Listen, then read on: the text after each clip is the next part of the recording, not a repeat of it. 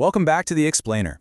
Today we're jumping right into part 2 of our series, unpacking the forgotten history of ancient Palestine during that massive transition between the late Bronze and early Iron Ages. The source material we're looking at today asks us to basically set aside the popular dramatic myths and instead look at what the physical, hard, archaeological data actually tells us about the people who lived there. Here's the agenda for today's Explainer. We'll start with the myth of invasion, look at the archaeological reality, and then dive into the Great Climate Shift. Finally, we'll cover Canaanite cultural continuity and the local roots of the region's inhabitants. Let's get into it. Section 1. The Myth of Invasion. So, most of us are pretty familiar with the blockbuster story, right? A massive, lightning-fast military conquest of ancient Canaan by a wave of foreign invaders. But did a massive foreign invasion really happen? Interestingly enough, for decades, early archaeological expeditions in Palestine were actually funded by theological institutions to prove this exact narrative. They basically arrived with the conclusion already written, literally searching the earth for any evidence to back up a destructive military conquest. Section 2. The archaeological reality. Let's see what modern researchers actually found. When you compare that traditional biblical narrative of rapid military conquest to the actual archaeological record, a completely different story emerges. As archaeologists dug into those specific layers of Earth transitioning from the late Bronze to the early Iron Age, you know what they found? A total lack of destroyed cities, no massive burn layers indicating some huge war, and absolutely no sudden population replacements. Instead, all the evidence points to a really gradual, peaceful internal settlement. The esteemed archaeologist Joseph Calloway hit the nail on the head here. After a totally comprehensive, critical review of the excavated sites, he concluded, and I quote, "The biblical text about the military conquest has taken a literary form. It is a preaching or missionary history. The absolutely crucial takeaway here is that the invasion narrative just wasn't a real-time historical account.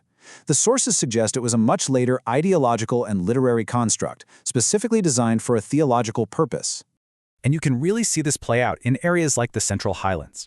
Excavations there reveal exactly how the population shifted. Instead of armies marching in and conquering, we just see the slow, peaceful establishment of small, unfortified agricultural villages. People were just slowly moving into these areas and setting up their lives over generations. No lightning-fast conquest at all. Section 3. The Great Climate Shift.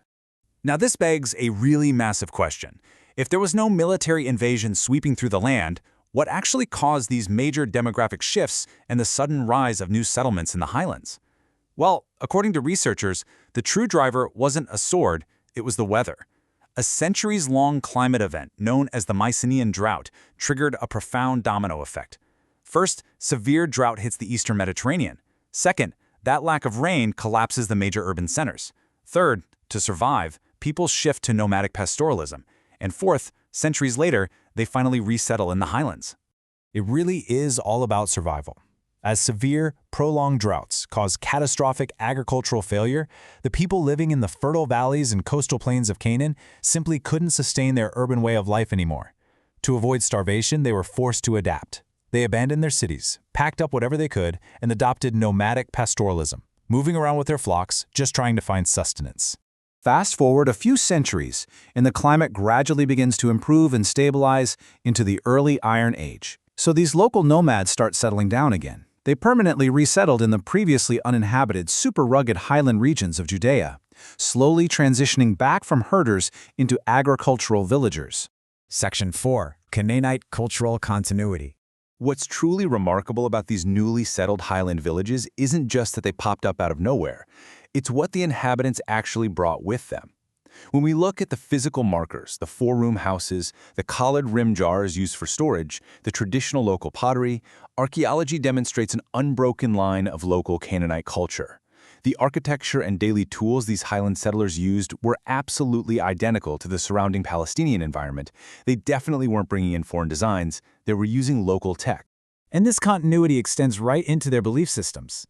Canaanite temple ruins and local artifacts discovered in Judea from this exact period show the uninterrupted practice of traditional worship. We literally don't find the sudden introduction of some completely foreign religion with totally different architectural temple styles. The physical evidence points straight back to local organic traditions. The renowned British archaeologist Kathleen Kenyon summed this up perfectly. She stated, "There is no evidence of a new ethnic group arriving. We cannot observe a cultural change.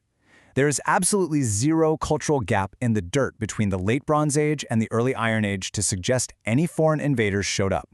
The people who lived there in the Iron Age were literally just the direct descendants of the people who lived there in the Bronze Age. Section 5. Local Roots, New Identity. So, this overwhelming data-driven consensus leads researchers to a huge, paradigm-shifting conclusion about the origins of these people. Leading conservative archaeologists like William Dever now use a very specific term: Proto-Israelites. Why? Because it clarifies that these groups emerged entirely from the local demographic stock. They were displaced local Canaanite farmers and pastoralists who, over many generations of shared hardship, began to form a new identity. They were not a newly arrived foreign ethnicity. Israel Finkelstein over at Tel Aviv University bluntly summarizes the reality on the ground like this. The people who formed historical Israel were a local Palestinian group. They did not come from Egypt and did not conquer Canaan. Their roots, their culture, and their history were deeply and undeniably local to the land.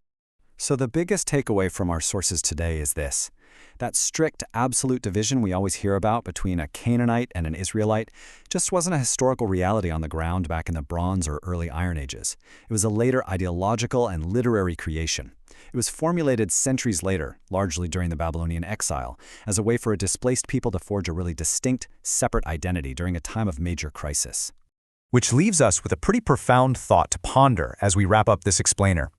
We've all heard that old saying, right? History is written by the victors.